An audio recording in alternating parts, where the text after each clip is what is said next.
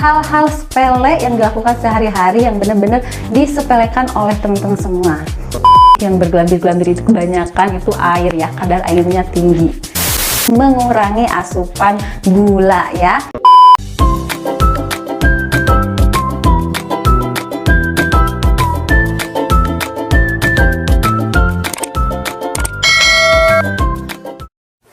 Assalamualaikum warahmatullahi wabarakatuh. Welcome back to my YouTube channel.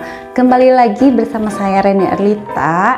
Nah, untuk episode kali ini saya akan membahas satu materi yang sangat-sangat penting, melanjutkan dari materi yang sebelumnya, yaitu mengenai faktor-faktor yang menentukan perut buncit atau faktor-faktor penyebab terjadinya penumpukan lemak pada perut ya, yang sudah kita bahas di video sebelumnya. Nah, masih ingat kan faktor-faktor yang menyebabkan perut buncit itu apa aja? Selain dari perubahan hormon, ada juga dari hal-hal sepele yang dilakukan sehari-hari yang benar-benar disepelekan oleh teman-teman semua ya. Dan teman-teman pasti ngerasain juga kan gimana rasanya punya perut buncit. Itu benar-benar ganggu banget penampilan ya, terutama bagian-bagian yang bergelambir. Dan apa masih ingat juga kenapa terjadi bergelambir atau lemak apa sih yang menyebabkan bergelambir itu? Yaitu lemak yang terdapat pada bawah kulit, yaitu lemak sungkutan. Oke, tanpa berlama-lama lagi kita lanjut ke solusi-solusi dari penyebab perut buncit ya. So, jangan kemana-mana, tetap stay tune, terus tonton sampai habis, dan jangan lupa klik subscribe dan klik tombol loncengnya supaya teman-teman bisa mendapatkan notifikasi setiap ada video terbaru. Langsung aja kita bahas pada poin yang benar-benar penting yang menyebabkan perut kamu buncit itu. Di video sebelumnya sudah dibahas, yaitu terlalu banyak gula ya, kandungan glukosa ya, karena itu sangat berbahaya dan sangat menyebabkan terjadinya penumpukan lemak pada perut. Jadi untuk solusinya teman-teman harus mengurangi asupan gula ya. Teman-teman tahu gak kalau yang namanya yang mengandung gula itu, selain dari gula pasir yang manis itu, teman-teman tahu bahwa karbohidrat ya, karbohidrat simpleks seperti mie, tepung, roti ya, itu mengandung banyak gula ya. Terus selain itu juga lemak ya, di video sebelumnya udah dibahas lemak yang seperti apa yang mengandung gula, yang sangat bikin terjadinya penumpukan lemak di perut itu sangat cepat, yaitu lemak jahat yang terdapat pada goreng-gorengan, terus pada lemak jeroan, terus pada lemak yang di bagian daging yang menggumpalnya itu. Nah, itu menyebabkan terjadinya penumpukan lemak ya. Jadi ketika kita banyak konsumsi gula yang sudah saya sebutkan barusan, yang menyebabkan insulin kita naik.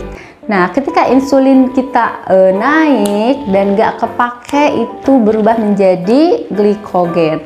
Nah, ketika glikogen gak kepake juga terlalu banyak, nah itu berubah menjadi lemak yang benar-benar numpuk nih di perut, di paha, di pipi ya.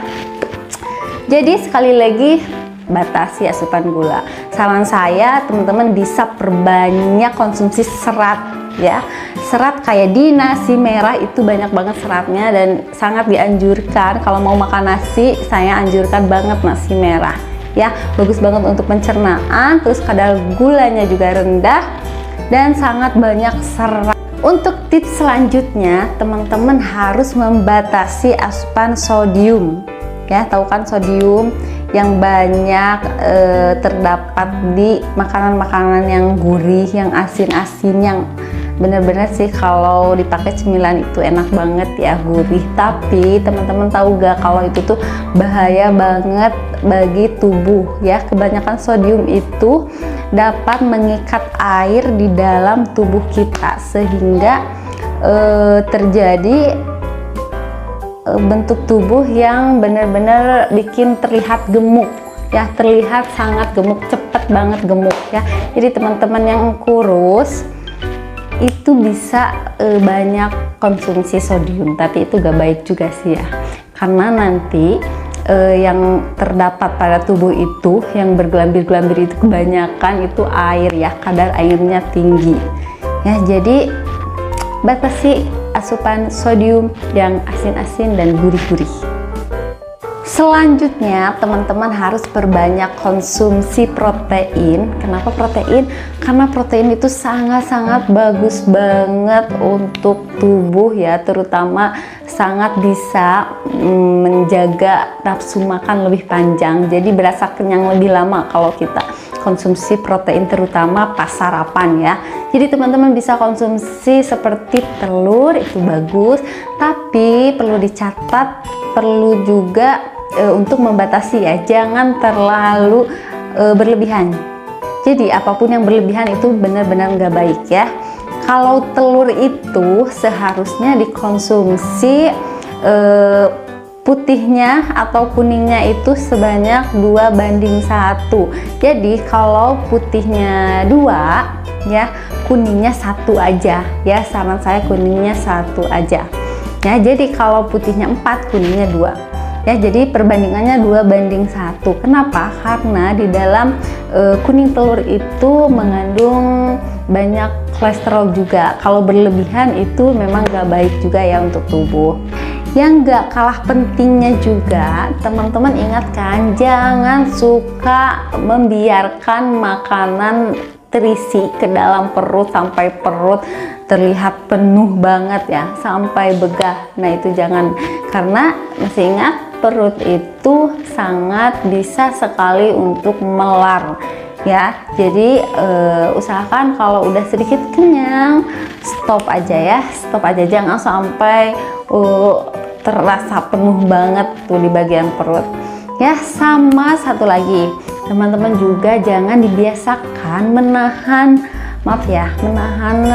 rasa ingin buang air besar ya, karena terlalu lama menahan kotoran di dalam perut itu benar-benar gak baik. Selain bikin perut melar juga, bikin perut penuh, juga sangat tidak baik untuk pencernaan ya.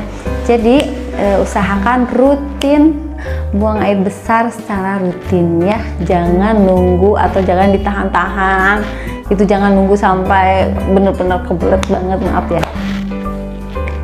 Nah selain itu juga teman-teman benar-benar harus menghindari stres dan usahakan tidur secara teratur ya, jangan banyak begadang, jangan banyak pikiran ya. Solusinya apalagi kalau bukan teman-teman rutin mendengarkan audio terapi. Yang terakhir, apalagi kalau bukan lakukan olahraga, terutama olahraga yang mengacu pada pembakaran lemak tubuh seperti plank ya.